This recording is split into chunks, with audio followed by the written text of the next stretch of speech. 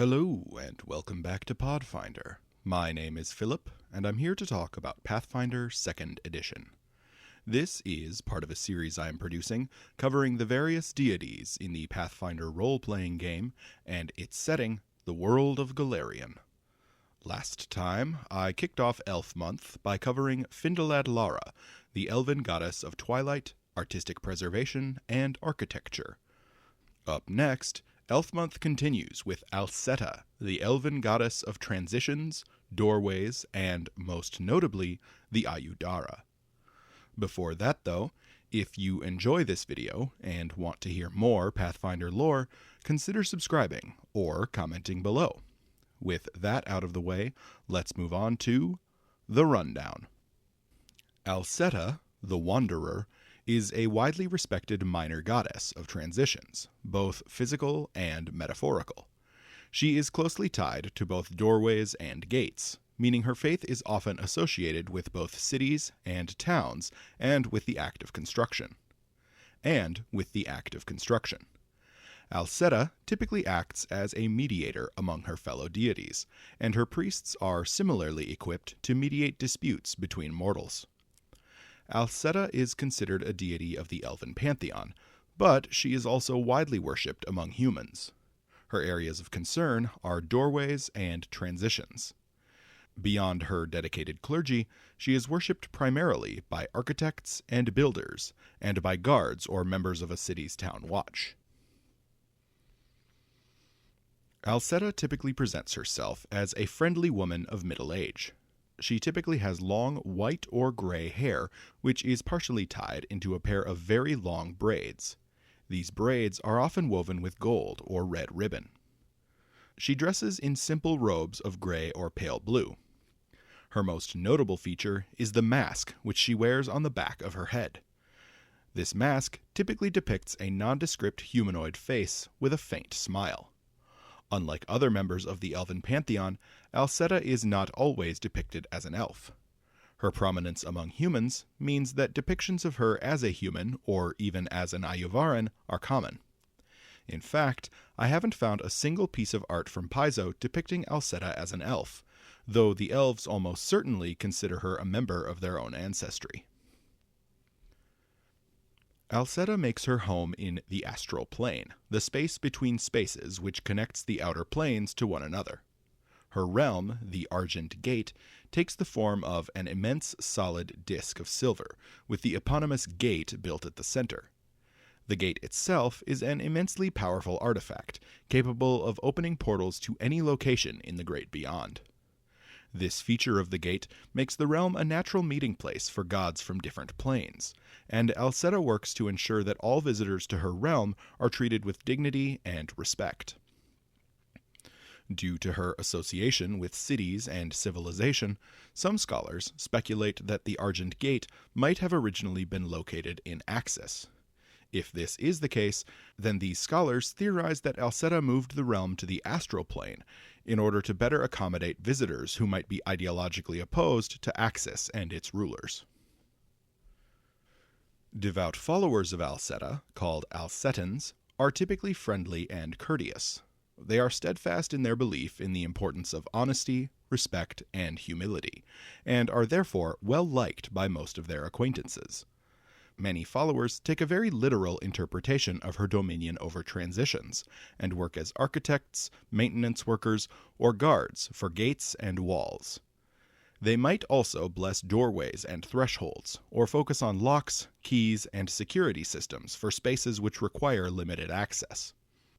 Other followers embrace a more metaphorical interpretation of transitions, and instead help petitioners as they navigate into new phases of their lives.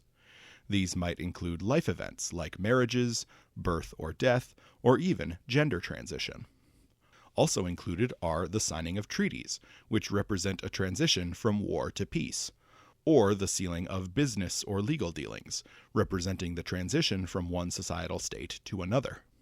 Followers who emphasize these more pragmatic affairs often become diplomats or negotiators. Still other followers consider the passage of time to be the ultimate transition, and therefore make careful observance of the end of a calendar month or, more commonly, the end of a calendar year. Followers of Alseta are considered especially important by many religions and secular organizations for their role as both mediators of conflict and witnesses to important events. Elves who worship Alseta are a bit different in that their worship places a huge emphasis on her domain over the Aiudara, the mystical elf gates which allow the elves to travel between Golarion and neighboring Castrovel, their home planet.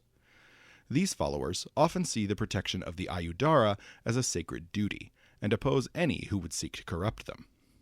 Tree Raiser in specific, the nascent demon lord who has taken up residence near Kyonin, is especially hated by Alsetans of elven descent for his efforts to dominate and twist the Aiudara to function as gates to the outer rifts.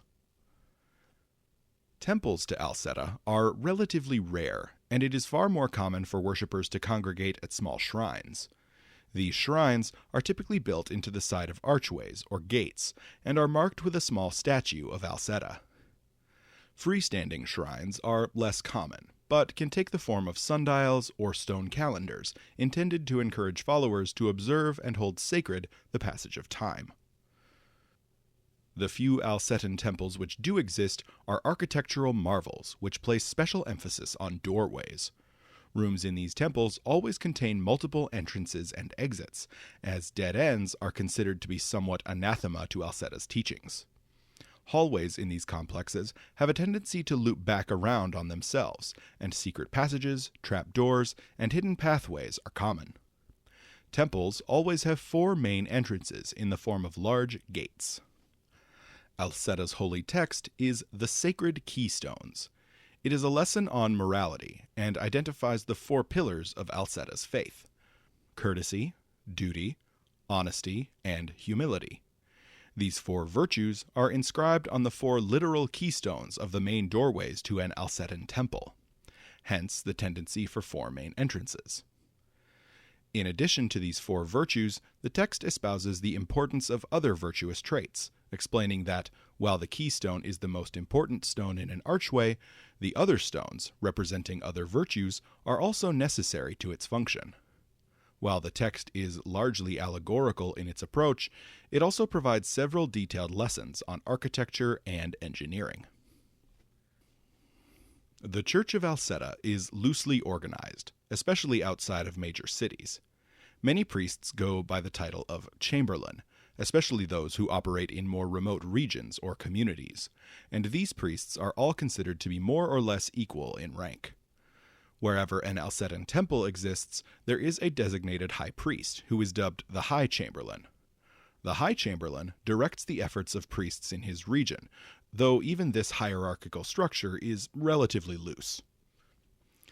Alseta's doctrine takes a nuanced approach regarding doorways and gates. A common saying among her priests goes, "A door must open, otherwise it is not a door." This can be taken literally to indicate that no doorway should remain perpetually locked, but is more often interpreted metaphorically, to indicate that skills and tools should be put to use, or they serve no purpose. Rather than teaching that doors must always remain open, Alseta encourages her followers to understand the nuances of when doors should be opened or closed. Some doors, like portals to the abyss, should be eternally closed, for fear of the chaos and danger they might unleash upon the great beyond. Other doors, like city gates, should remain open during peacetime, but closed at night and during times of conflict.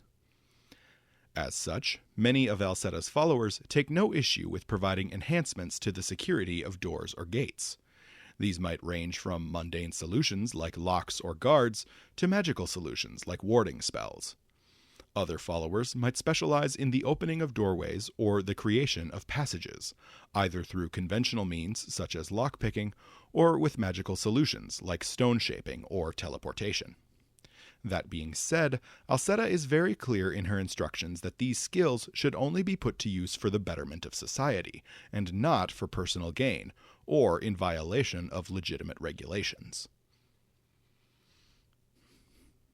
Alseta's faith is relatively well recognized among both humans and elves in Avestan. She has relatively few devoted worshippers, but is held in high regard by most people familiar with her church. Among humans, her faith is prominent in Taldor, to the point that she is often considered a Taldan goddess by non-elves. The faith is also prominent in Brevoy, Lastwall, and Absalom. Kyonin, the home of the Elves in Avestan, is also a center of her faith, though, much like with humans, relatively few elves exist who revere her above all other gods. Normally I would move into Alseta's history and mythology, but for clarity I will instead start with relationships. Alseta is on good terms with nearly all the deities of the Great Beyond. She is careful to take a balanced, nuanced, and patient approach when dealing with her fellow gods. She sees her role among the gods as something of a servant to all, and eagerly embraces the role of mediator and host. Her reputation for fairness and neutrality is such that even gods like Asmodeus and Ergothoa treat her with respect, and honor her hospitality when they spend time at the Argent Gate. The only exceptions to this rule among the major deities are Lamashtu and Rovagug, who are the enemies of all civilization and society anyway. Presumably, other demons, and especially destructive deities, oppose her neutrality as well. Alseta has a particularly close relationship with Pharasma, the goddess of birth, death, and fate. The two goddesses share several significant overlaps, as both birth and death are times of transition. Birth represents the transition of a soul into mortal life, but also represents a transition for the parents into a new stage in their lives. Similarly, death represents the transition of a soul from a mortal life to the afterlife. Priests of both Alsetan and Pharasman faith are often present for these life events, and so cooperate with some regularity. Additionally, some followers of Alseta are known to see the undead as creatures who are opening a door which should remain closed, or as refusing to make a natural life transition. These Alsetans are also known to work closely with Pharasmans in their crusades against the undead. And that pretty much sums up all of Alseta's relationships which have been published by Paizo. That isn't much, however, so I want to take a moment and discuss a few other assumed relationships which I think are entirely reasonable to incorporate into your game. For clarity, these aren't official, but I think they are fair to infer. Alseta, as a goddess of doorways, likely gets along well with deities of construction or fortification. These likely include Abadar, the god of cities, and Torag, the dwarven god of creation and defense. These three faiths might very easily cooperate on the construction of fortifications like walls and gates, as well as the maintenance and protection of such structures. Just like these gods despise Norgorber for his interest in bypassing or corrupting these structures and defenses, it seems clear to me that Alseta would take issue with this as well. As Alseta considers marriage a transition in life, she likely sees some overlap with Shellen, or potentially Bolka, as goddesses of love and marriage. Similarly, deities of families like Erastil likely appreciate Alseta's emphasis on the importance of birth as a sacred time of transition. Finally, I think it's fair to assume that Alseta likely has a good relationship with Arshe, the non-binary imperial lord of gender identity and freedom. Arshe's followers are encouraged to experiment with their gender identity and expression until they find their truest selves. Alseta would likely encourage her followers to aid and support these Arsheans in this exploration, seeing it as a transition from one life stage to the next. Now, circling back to history. Alseta's history and origins have not been explained in great detail by Paizo. That said, there is some published speculation on Golarion about her past. Scholars on Golarion suspect that Alseta's close relationship with Pharasma might indicate her having begun her existence either as a mortal worshipper of the Lady of Graves, or as one of her servitors. Some proponents of this theory point out that the mask she wears is similar to the masks worn by many psychopomps. That said, this speculation is just that, speculation, though this theorizing does exist in canon on Golarion. The prominence of Alseta's faith among humans indicates to me that it didn't exclusively originate on Castrovel. I suspect that her faith was independently practiced by the elves of Castrovel and the humans of Golarion. This, though, is an assumption on my part. The history of Alseta's faith is just a bit too vague to know for sure. Far more is known about the Elf Gates, the Aiudara, and those have featured heavily in 2 Pathfinder 2e adventure paths so far, those being Age of Ashes and Gatewalkers. The Elf Gates were constructed by the legendary craftsman Candleron the Sculptor. He took inspiration from a naturally occurring stone arch, which served as a portal between the planets of Castrovel and Golarion.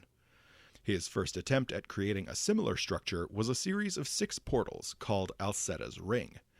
This indicates that her faith was prominent among elves even before the creation of the Elfgate network.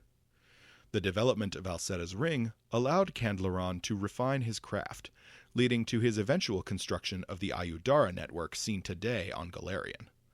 I won't be covering the story of Alseta's Ring any further in this video, since I don't want to spoil Age of Ashes, but suffice it to say it still exists in memory, but is considered something of a lost artifact. On a minor side note, the Aiudara are not capable of interplanetary travel under normal circumstances. The main power source for the portal network is the Sovirian Stone, an artifact which is also attributed to Candleron. Use of this artifact can empower certain Aiudara to allow for interplanetary travel, specifically to Castrovel. Without using the Sovirian Stone, the portal network cannot be used for anything other than Golarion-based transportation. The Sovirian Stone itself is housed in Aiudara, the capital of Kyonin, and has been carefully hidden. Specifically, the elves want to prevent the stone from falling into the hands of Tree Razor. More recently in Golarion's history, the Aiudara play a central role in the mysterious Missing Moment, the strange international phenomenon which kicked off the events of the Gatewalkers' adventure path. Again, I won't be digging into these events since I don't want to spoil Gatewalkers. If you want to learn more about Gatewalkers, go watch the Glass Cannon podcast. At time of recording, they're playing through it right now. For players who might be interested in playing characters who follow Alseta, here are a few useful details. For those using the alignment rules, Alseta is a lawful neutral deity, and will also accept clerics of either true neutral or lawful good alignment. Her edicts are to offer to protect passageways, to offer to guide others through transitions, and to treat all other beings with courtesy and respect. Conversely, to destroy a door or block a path for personal gain, or to stop a transition without good reason, are all anathema to Alseta. Her holy symbol is a silver disc embossed with a pair of faces in profile. Her domains are change, magic, protection, and time. Alseta's sacred colors are brown and gray. Her teachings encourage humility and simplicity on the part of her followers, and this extends to their dress. Followers are likely to wear simple, practical clothing, from unadorned robes for cloistered priests to simple work clothes for priests working on construction or maintenance efforts. When decoration is present, it typically takes the form of simple embroidery in silver or copper, and likely includes a depiction of an arch or doorway. Non-priestly followers working as members of a town or city watch might commonly wear their uniform, or at least their badge of office. The most notable physical feature of the Alsetan priesthood are the masks which they wear on the backs of their heads. These masks reflect their goddess's own appearance, but also serve as a reminder of one of Alseta's teachings. The phrase, "turning the mask to it," is commonly said among the faithful, and it refers to the act of leaving behind some negative trait as you move forward with your life. This negative trait might be an addiction, a grudge, or simply a negative life outlook. While you might leave this trait behind, you carry the mask, the memory of the trait, and the lessons learned from it, with you for the rest of your life. Priests carve their own mask when they enter the clergy, and the process is something of a rite of passage. Alseta's favored weapon is the dagger. I have found no evidence of a specific divine fighting technique or even any orders of specifically Alsetan warriors on Golarion. Followers who focus on construction and stonemasonry might instead favor a pickaxe or hammer. Followers involved in the defense of gates or walls might instead favor reach weapons like the halberd, or other standard-issue guard weapons like the club or the crossbow. Among her elven followers, weapons like the elven branched spear or the elven curved blade might be more common. Alseta's favorite animal is the tortoise, a creature which regularly enters and exits its shell, which some observers might consider a transition. Migratory birds and insects go through a seasonal transition every year, and so might be an excellent thematic choice for a familiar or companion. Alseta's formal clergy is mostly made up of clerics, and I suspect that significant numbers of both cloistered and war priest clerics might be found among them. Fighters are also notably common among her followers. Many of these characters are retired members of a constabulary or town watch. A character who specializes in the thievery skill, like the rogue or investigator, might be welcome among the faith as someone who can open locked doors which shouldn't be locked. These characters might also be effective at testing and improving the security of locked buildings, a service which the Alsetan Church is known to provide. Followers who place an emphasis on Alseta's status as a mediator between the gods might instead focus on the diplomacy skill and be members of charisma-based classes like the Sorcerer or Oracle. I would also like to mention the Laughing Shadow Magus, as this is a subclass built around teleportation, a type of magic closely associated with Alseta. Humans and elves make up the bulk of Alseta's following. Human followers are most commonly of Taldan descent, while elves are most commonly of Sovirian descent. Alseta is less prominently worshipped among the elves of the Mwangi Expanse. Alseta is also the most prominent member of the elven pantheon, besides Calistria, who actively encourages Aiuvarans, half-elves, to join her faith. While Ketefis and Yulral accept followers of half-elven or even non-elven descent, Alseta is the most welcoming of the elven gods. Devout followers of Alseta are typically honest, dutiful, and even-tempered. They make for excellent mediators of disputes, and often host meetings between rivals or enemies seeking to resolve their differences. Alsetans believe in the importance of doorways, but understand that doors must not always remain open. Additionally, a follower of Alseta would also be a good fit for the aforementioned Age of Ashes or Gatewalkers adventure paths, but might also be a good fit for the City Watch aspect of the Agents of Edgewatch campaign. For GMs looking to integrate Alseta and her followers into a campaign, here are some ideas. Alseta's current herald is a construct referred to as the Welcoming Faces. These beings, often referred to in the plural, take the form of a pair of masks arranged back to back so that they take on the appearance of Alseta's holy symbol in profile. One of these masks is made of silver, while the other is made of copper. These beings often serve as guardians for followers or temples in need, but can also appear to mediate disputes. Alseta has no listed divine servitor race, but her other named followers are especially interesting. Inzorth is a unique blink dog with two heads, one called Ins and the other called Orth. Petitioners are advised to address each of the heads equally for fear of offending them. Lockmaster Pylathus is an axiomite, a type of outsider associated with Axis, who has a fondness for strange keys and might present himself to PCs who locate one so he might trade for it. Beyond these servants, Alseta might make her favor known to her followers by helping them bypass physical or metaphorical barriers with relative ease.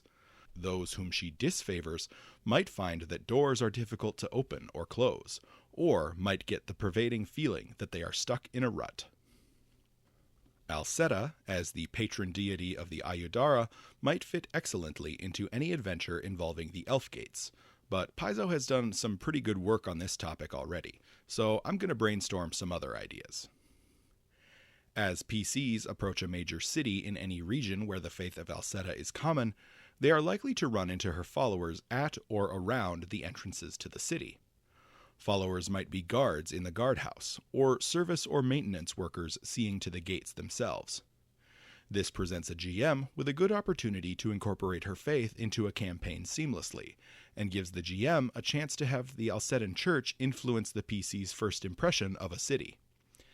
If the campaign involves the PCs moving between large cities, then they might be able to make alliances in the church in one city, which follow them to a new city and allow them to set up shop more quickly.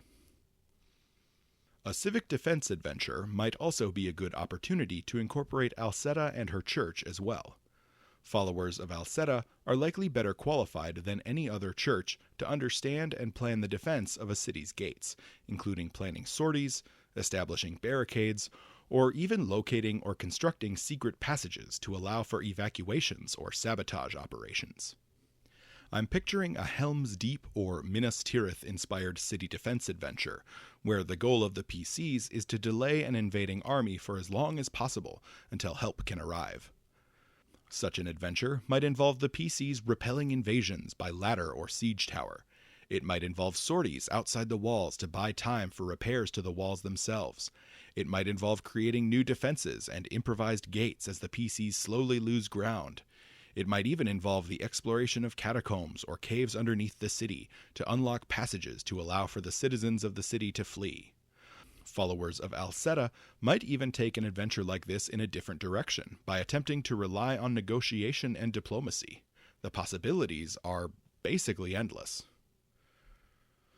Finally, the tendency of Alsetans to place importance on the locking or unlocking of doors might make them well suited as quest givers in a dungeon delving campaign. An Alsetan priest might be exploring a dungeon or collection of ruins filled with locked doors.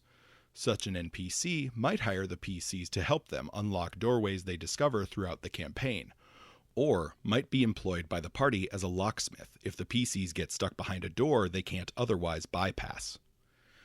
That said, GMs should remember that most Alsetans see the act of opening doors purely for profit or self-interest as anathema to the goddess's teachings.